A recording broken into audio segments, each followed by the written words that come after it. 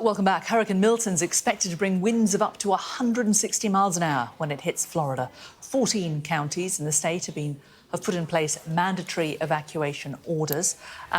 That is the trajectory of where the storm is going to go. Let's cross live to Orlando. We're joined by storm chaser Kyle Cutten, who's heading down that way. Kyle, this is your 12th major hurricane, I understand. How do you think this will compare to the ones that you've experienced in the past? I'm prepared for this to be the most historic hurricane I've covered yet to date.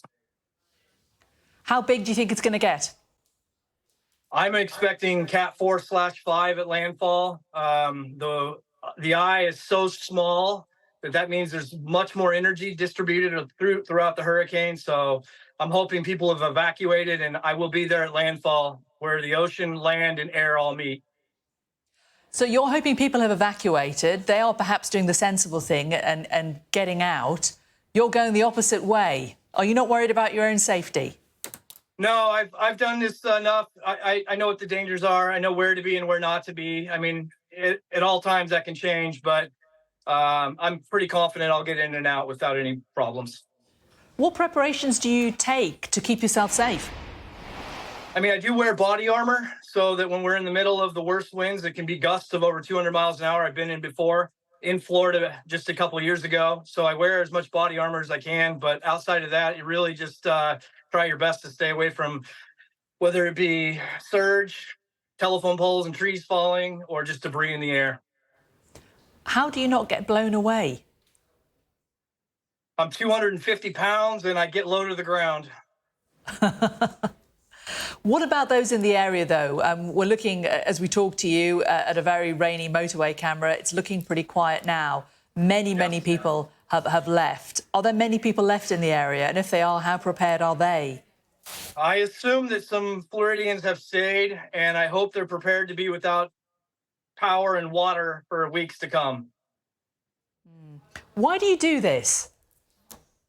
I do this to help the people, the citizens here in the United States, to get the message out, and so people can see on camera in this day and age of social media. And that's what we do. We live stream on Facebook, Tornado Tacklers.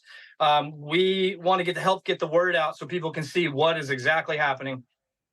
So talk us through what you're expecting. I mean, obviously it is wet and windy ahead of the hurricane, but what is the first indication that the eye is pretty much upon you? Well, there's going to be heavy surge coming in. I'm going to start chasing tornadoes inside the outer band now. And so I start off by chasing tornadoes inside the hurricane, and then I move towards the coast and get in and prepare for landfall of the eye wall. And then I'm going to try to get inside the eye. It's only a 4-mile wide eye. Sometimes it'll get down to 2 miles wide. So it's going to be tough with the conditions, and the flooding is going to be immense. So I don't know how well I'll do that, but I'm going to give my best. How do you know exactly where the eye is? How are you able to track it? We track it with radar, but we usually lose radar when it gets upon us. So at that point, you're just looking up at the sky, looking for the clear spot. And the fact that Hurricane Helene came through just a couple of weeks ago left a lot of damaged many homes. Lots of homes had flooding. There's lots of property and furniture, etc., that people have taken out of their homes. How big a concern is that there's a lot of stuff lying around from the last one? I'm incredibly concerned for not just myself, but mainly the citizens of Tampa that are still picking up from the pieces from that and honestly haven't yet. There's a lot of places that just finally got rid of the water, and now it's coming right back, and it's going to be much worse than Helene. You say you're prepared, you've got your body armor, you've got first aid kits and stuff. Do you think you may have to actually work to help people? You say that your job is to bring awareness and show the hurricane, but do you fear you might have to get involved in actually rescuing people? Every hurricane since I've started this in my career, I've had to get involved and help rescue people. Somebody will get caught in this hurricane that will not be prepared, and they will be trying to risk their life to get away from it, and hopefully I'm there to help. And about the evacuation, I mean, there's 5.9 million people potentially in the path of this storm. Where are they all going? That's the first time I've heard that number. Wow, that's an incredible number. I don't think I've heard an evacuation that large in my life. I assume most of them are going north, but I know some have gone south. What they should be doing is getting away from central. The central Florida will be cut in half. And what about supplies, etc.? Is there still fuel available where you are? I got some of the last drops of fuel at the petrol station I was at. So I'm on my last tank of gas, and it'll have to last me all the way through this cane.